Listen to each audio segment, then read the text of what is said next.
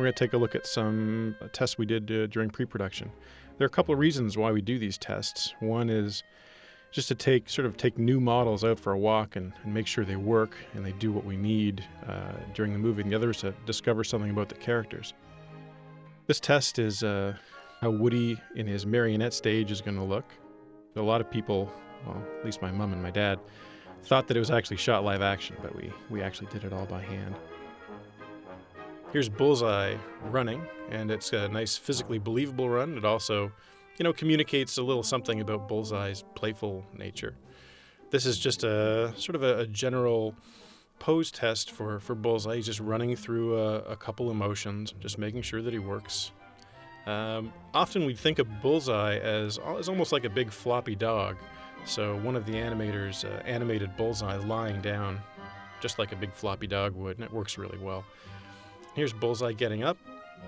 Again, it says a little something about his character, and it's also, physically pretty believable.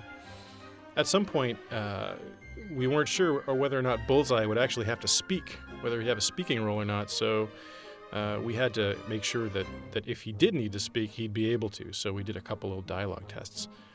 This shot with Bullseye's saddle falling down, John liked this test so much he actually wrote it into the film. Again, here's another little Bullseye talking test. Oddly enough, I don't think his mouth is moving. This is a test where we're trying to figure out if we actually want to have Jessie, if we want to animate her hair. We chose not to do that. Here's a sassy little walk with Jessie. Jessie's body is actually Woody's body with a couple small changes, a couple scaling changes, and a totally different head. This is a walk where we're actually trying to define her character with the walk. Looking at some Al tests. Al was a pretty interesting character to animate. He had a tremendous amount of mass and tiny little short legs.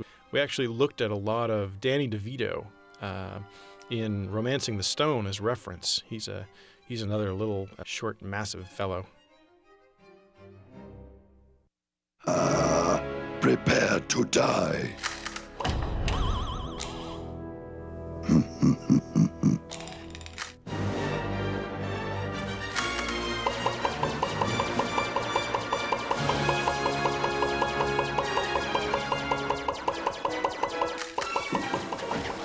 Hey, give me back my power module.